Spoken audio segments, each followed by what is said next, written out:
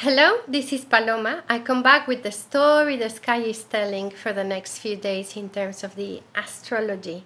Beloved family, in gratitude and celebration of life. It's been a few complex days for me, so I was reminded of a commitment that I have with myself. I'm going to share it with you in case it is of service.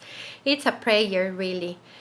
Which says, whatever happens, may I notice the miracle, may I notice the sky, may I celebrate and feel gratitude for the sunrise, for the sunset, for the food, for the breath. May I allow beauty to embrace and hold me through Mother Earth. May I see beyond my fear and beyond my judgment into the truth, the inherent truth to every being and to every situation, which is love. May I know how to ask and receive support when I need it, and may I always be able to come back to the confidence of my heart. In my heart, my commitment is with love. So Leo season invites us to enter the state of coherence, which is really attuning and synchronizing ourselves with the heartbeat of life. We can call upon gratitude, appreciation, and love, and this is always available. I was reminded of this thing called the glimmers. So perhaps you're familiarized with triggers, which is, whatever causes a reaction in us that comes from our story of pain or trauma. But there are the glimmers, and the glimmers are these instants, these moments throughout the day that actually make us feel regulated and peaceful and inspire us or make us smile, for example. So I invite you to intentionally nurture yourself from these glimmers. I assure you that once you start looking for them, your day is filled with this light, that it only requires your witnessing in order to enlighten you. We are closing July this week, and the last aspect is on the 30th. This is Venus in Leo, creating a harmonious dialogue with Chiron retrograde in Aries. And this is a fluid conversation. To me, it's like an agreement in the heart about our healing. No, it's like Venus and Chiron say, we are going to be brave and we are going to choose to live from our hearts, from our truth, and from the wisdom of our beings, because the next alignment is Venus again on the 2nd of August, and she's creating this very electrifying square to Urano. As usual with Urano, it's about awakening us through surprise, through the unexpected, into the truth of what we really desire, what we really value, what is sacred for us, what we really want, So this is going to become quite evident, quite unavoidable, and very radiant, It's an extremely creative square, and it's like the strength for you to reclaim your power through loving you. It's incarnating a genuine discernment, a trust that is it is fed by the value that you have learned to give your own talents, your own gifts, and your creative capacity, as well as the intelligence of your heart. So in terms of relationships, loving relationships, romantic love, finances, resources, this is where the surprises come, which is going to allow us to come back to the truth of the dream of our hearts. I think there's a big update about the dream of our hearts all through the month of August.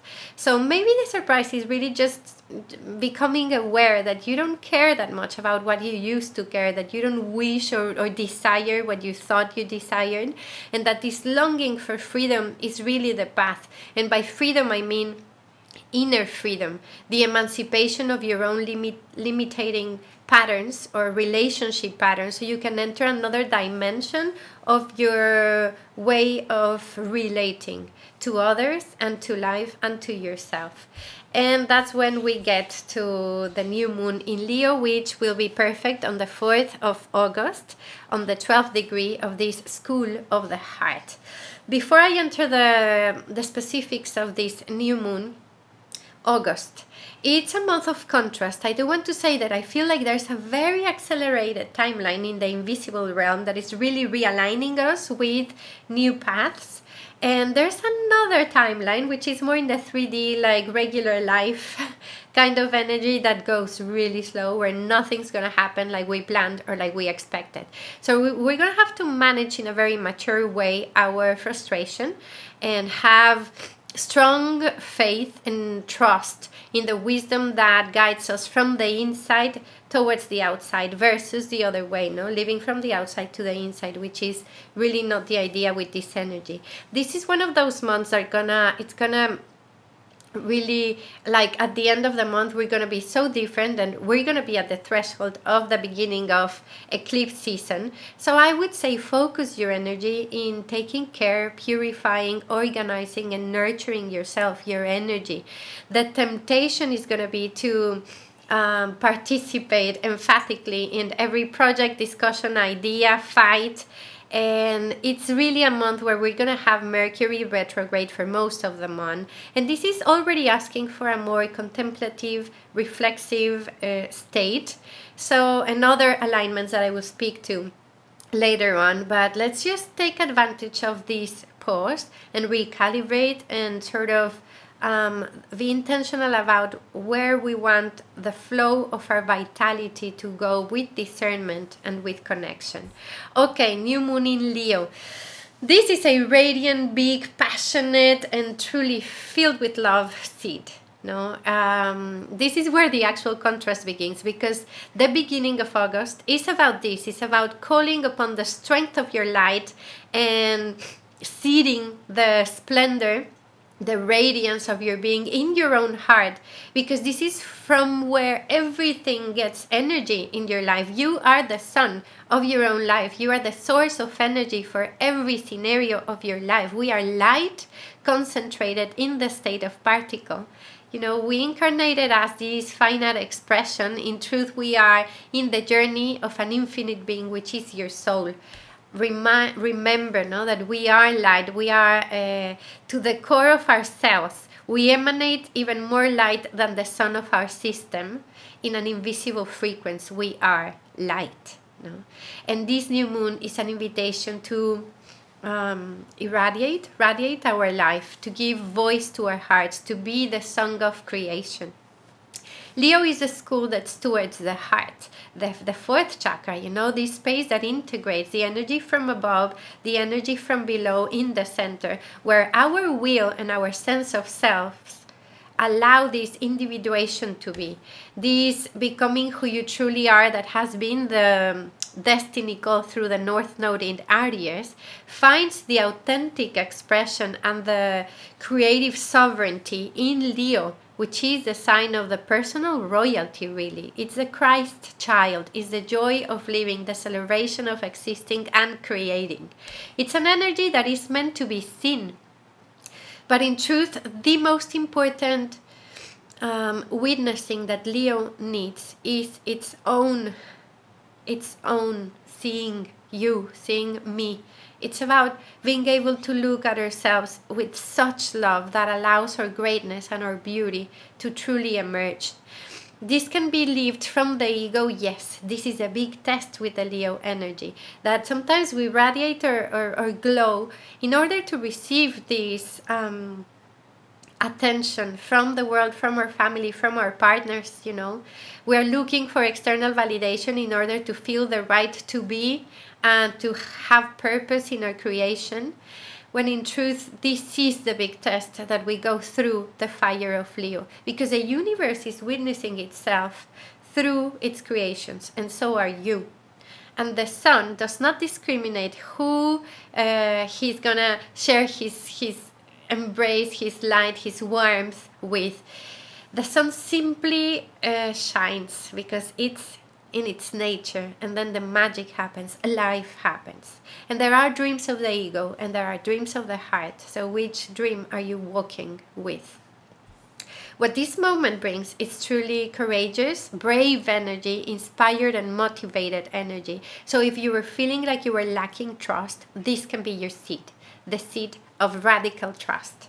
The moon and the sun are opposing Chariklo or Chariklo. I call her the healer of healers because she's a wife of Chiron in the myth.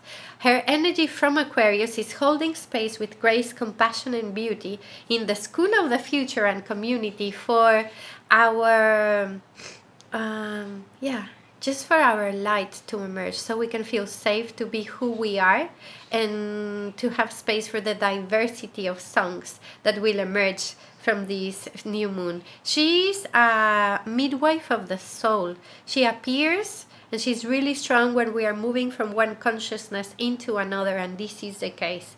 And the most important dialogue of this new moon is really a sextile Sun and Moon are making to Mars and Jupiter in Gemini. The perfect conjunction will be further down the month on the 14th of August, but it's really important right now. Imagine this is a harmonic dialogue from the Sun and the Moon to the action and the will of Mars in the school of the messenger. This is thought, this is communication, this is coherence, right? It's an alignment of our minds, our hearts, and our actions in impeccable integrity and joyful integrity. And there's Jupiter there, no? The spiritual protector, right? He provides faith, he provides hope, he provides vision.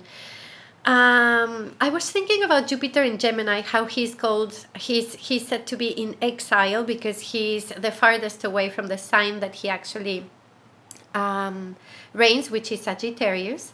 So how about we could embrace in our hearts, through telling ourselves a new story, all that has been exiled of ourselves. You know, this is something I hear because there's a new love story, Leo, Gemini. There's a new song of creation, Leo and Gemini. And there's a prayer of hope in our chest. There's an amplification, of course, of the desire to express, to communicate, to affirm ourselves through words and actions, through creativity, through ideas, with a hint of impulsivity. But who's the ruler of Gemini? That would be Mercury. And Mercury, at the moment of this new moon, is stationary to begin his retrograde movement in Virgo. So he's going to be like not so fast, okay? We have to go to the detail. We have to purify the dream of your heart, order and organize your thoughts and your words so you can actually achieve coherence. There's a sophistication of this impulse that will be elaborated through the month of August with a retrieval of our energy, a cleansing of our story and our perception.